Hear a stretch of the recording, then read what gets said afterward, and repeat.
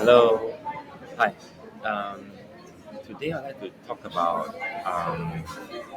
the two different types of inflations that's happening right now. One is actually the war inflation. Um, as you know, Ukraine and Russia, they are also one of the largest world producer, exporter for fertilizers, wheat, grain, platinum, palladium, nickel, and uh, neon as well, which are critical to consumer staples like what we eat daily, like wheat and grain.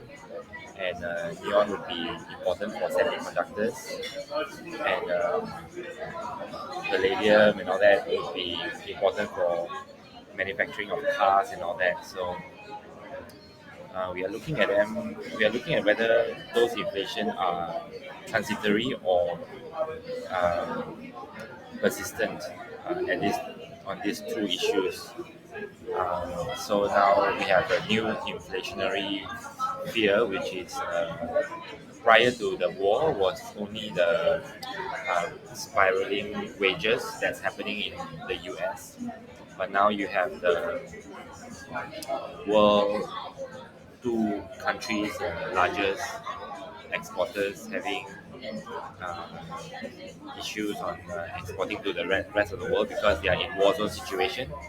So, but before I share my view, I just wanted to let you know what Fed Powell actually said in his meetings, meetings on Wednesday, just 2 days ago.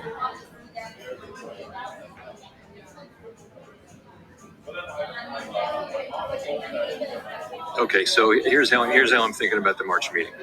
And I guess I would start, of course, with the U.S. economy, which is very strong. The labor market. I just want to stress on the point that is currently there's an excess of demand. As you know, that U.S. economy is still very strong. So but my view is that there's quite a lot of fear now in the market. So naturally, even though people have the cash to spend, they would demand would slow down naturally. This is one of the things that the Fed doesn't need to step in by raising interest rates. Fear itself, like war fears, would naturally reduce demands. Get extremely tight, and inflation running well above target. The way we think about our work is we develop working plans for making adjustments to monetary policy over the course of the coming months, and then we are flexible as plans meet the real world. So we're never on autopilot, obviously, and at a time like this, what we aim to do is lay out our principles and then, with whatever clarity we do have, and then proceed to implement them, those policies, carefully and nimbly. So coming into this meeting, let's say before the Ukraine invasion, the committee was set to raise our policy rate, the first of what was to be a series of raises expected for this year. Every meeting was live. Decisions would be based on incoming data and the evolving outlook. I also expected we'd make great progress on our plan to begin to shrink the balance sheet. And so the question now really is how the invasion of Ukraine, the ongoing war, the response from nations around the world, including sanctions, may have changed that expectation. And so it's too soon to say for sure, but for now, I would say that we will proceed carefully along the lines of that plan. The thing is, the economic effects of these events are highly uncertain. So far, we've seen energy prices move up further, and those increases will move through the economy and push up headline inflation, and also they're going to weigh on spending. We're seeing effects on other commodities and perhaps from declining risk sentiment and weaker growth abroad. The thing is, we can't know how large or persistent those effects will be. That simply depends on events to come. So this is where that leaves me.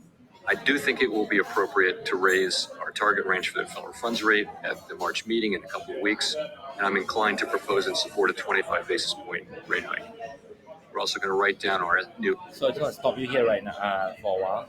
So previously, many analysts has been analyzing and speculating that there would be a 0.5% uh, rates increase, but now it looks like 0.25.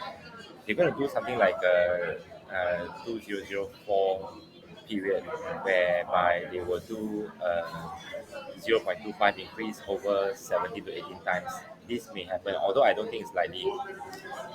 Do a summary of economic projection, individual forecasts, which will show each participant's views of the path forward in the economy and with rates.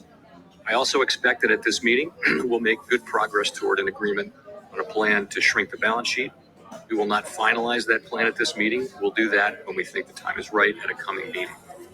The bottom line is that we will proceed, but we will proceed carefully as we learn more about the implications of the Ukraine war for the economy. We use our tools to support financial stability and macroeconomic stability. We're going to avoid adding uncertainty to what is already an extraordinarily challenging and uncertain moment. So that's how I would think about it. Very specific. Now, you mentioned 25 basis points. From all the analysis about what the Fed will do over the course of the next year, is 25 basis points the floor, the ceiling? Is it the speed limit? Is that the max you think the Fed could take on? How do you think of that? So here's how I think about that. We have an expectation, those of us on the committee have an expectation that inflation will peak and begin to come down this year. Yeah, take note of this. As I mentioned before, because this war crisis, it actually it's a double-edged sword. Certain items, the price will increase like oil and natural gas and all that.